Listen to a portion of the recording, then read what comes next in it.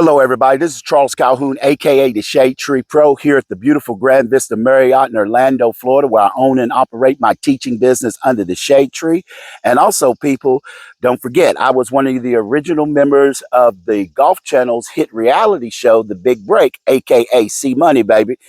But here's something that I'm gonna do, and I've been wanting to do this for a while, as you know, which I just enjoy doing these videos, but one of the most controversial uh, philosophies out there teaching, they talk about is stack and tilt. And I remember a lot of guys back in the day when you was on some of these posts, I mean, it was like a war, about stack and tilt. And I never understood that. But then again, when I talked about my top down, I do get it. I get it now. It's amazing listening to people, when a lot of times they don't truly understand it, especially coming from the maker. And so they just form these opinions. And a lot of times it's because it doesn't work for them. And I've had the same thing when people would talk about my top down, not knowing what it is, but automatically just assume what the way they did it was the way that I was explaining to do it was the right way. And then all of a sudden making these weak observations that just weren't they just weren't valid. So one of the things about stack and tilt is many people talk about, getting over here to this lead leg, getting over to this lead leg. And a lot of people are just against that so much, and you hear them talk about it. Well, I won't sit here and tell a lie. I'm kind of against that too, leaning over on just the forward leg. I'm not so much of a fan of that because athletically, you'll tire that out.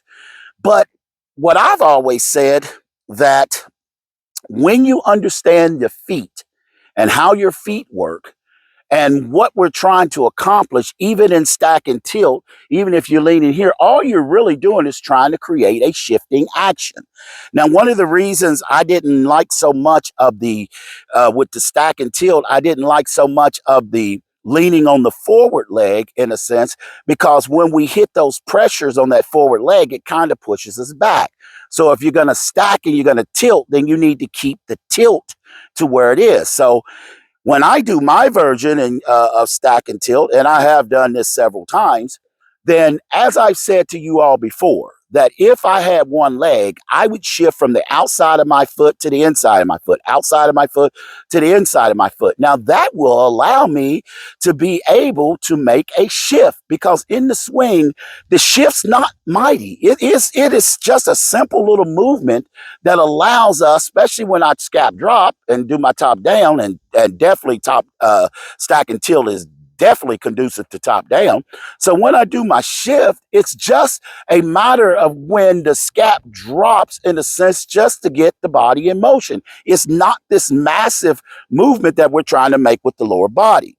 So when I'm doing my version of stack and tilt, because I always say it like this, just because something works doesn't mean it can't be improved.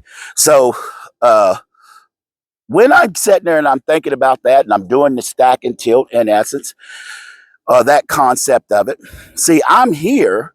Now, there's no question you're going to feel pressure that's going to be over on this side. You're going to feel pressure, but there's a difference between pressure and then really leaning forward.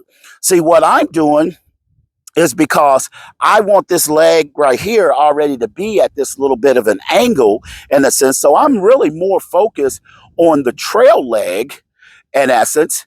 And I'm not so much as focusing on, leaning left and going further left. Now, I don't like that. And, and a lot of times I've done that and I've hit it off the hosel, and I definitely didn't like that. But I like to feel, and the only reason I say that is because when I'm leaning left and then going further left and then making my body, what happens is sometimes, like I said, I'm in front of the ball because this pressure is in front of the ball. A good athletic motion, I want to feel like I'm behind the ball. I want to feel that pressure behind the ball, keeping the mass behind the ball. So in my version of the way I do it is when I set up here, then when I scap drop, bring that top down, see what I'm doing, I'm only shifting from feeling like I'm shifting from the outside of my foot to the inside of the trail foot because it's behind the ball. And instead of it getting over here to the lead side, I'm just making it continuously like a circle go from outside to inside, back to outside to inside, like it's going around my foot. So I could sit there and I could make this condition here. You see what I mean? I could just make that condition to where I'm always behind the strike. I'm always behind the strike. Boom. My weight's behind the strike. And then the lead leg, not becomes so much as a focus point as much as it is as a collector. It's just more or less there for the balance in a sense. So when I do this, I don't fall over. So now I can sit there. I can get my version of it. I can get there. And then all of a sudden, as I said, I can shift to I can feel that pressure on the outside of my foot right here because I can feel that because my leg is at an angle here. Then when I come down, it goes to the inside of my foot. That allows me to strike because I'm still behind the ball.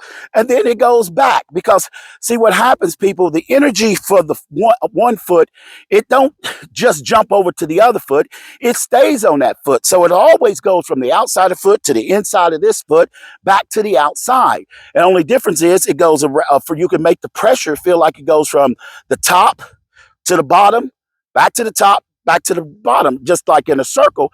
And more importantly, if you get that right, you definitely could match that up with this vertical angle that you swing in your stack and tilt from.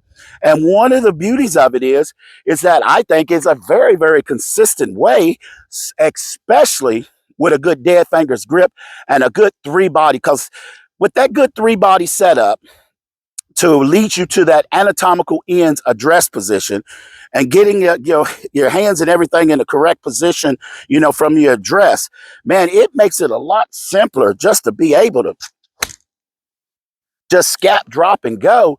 And now this is where the key, and the way I see it, this is where the key is for your leg for stack and tilt.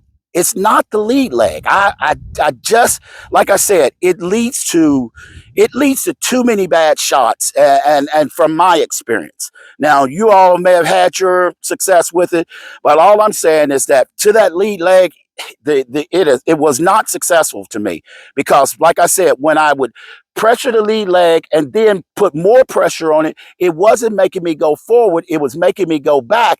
And when I felt myself going back, then all of a sudden, to kind of save it, I was throwing the hosel out and I'd hit the hosel. And that was not good. And I don't like that. And then on top of it, using this trail foot, it's just the same thing that we use like when we're a pitcher on the pitcher's mound. See the pitcher right there? There's the mound right there. He's feeling it on the outside of his foot, and he moves to the inside of his foot. And that's all with this scap drop. And then it allows you to be able to hit various little like punch type of shots like this right here. Here's a good one.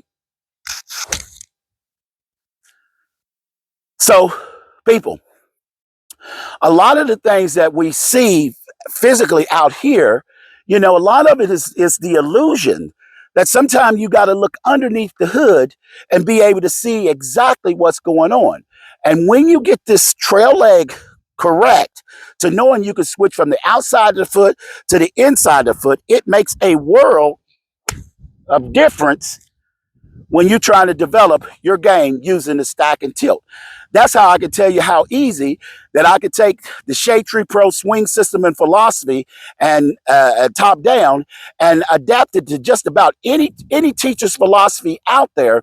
Because like I said, top down is based on movements and understanding what the movements are and how those movements work. And those movements, people, those movements are conducive to me, you, and everybody else. We always try to tell people how different the golf swing is, but we're not talking about how different or how much the movements are alike. Because no matter what, as I talk about with my anatomical ends, the true fundamental of setting up the head, the hands, the feet, that no matter what we do, we can only swing the club underneath the head and over top of the feet. And the head, the hands, and the feet are what we're actually setting up, whether it's stack and tilt or any other philosophy that's out there. And with my top-down swing system and philosophy, then I create those movements, as I said before. Whether it's you, me, Tiger, Jack, or whatever, if I bend my arm and straighten my arm, the same muscles that's doing it for yours is doing it for mine. Now, you may do it at a different rhythm because that's the only thing we own. But movements are movements, people, and they are defined. And what we got to start learning, understanding as teachers, you got to learn. You got to learn and understand movements, because when you learn those movements, then all of a sudden the rest of the stuff just start falling into place. And that's why I'm very adamant when I make my arguments about what I'm doing in the golf swing, and everybody sees me hitting a golf ball, and I do know how to hit a golf ball. And it ain't got nothing to do with you getting out and playing and thinking. That's a whole different level. But learning how to hit a golf ball with a good ball location, a good setup, a good grip, a good takeaway swing, is just a matter of understanding the movements that's necessary to create the task that you're trying to accomplish. Hey, this is Charles Calhoun, aka the Shadetree Pro. That was my take on how I use stack and tilt under the shade tree, using the swing system and philosophy top down. And people, you know how I do it. Always good golfing.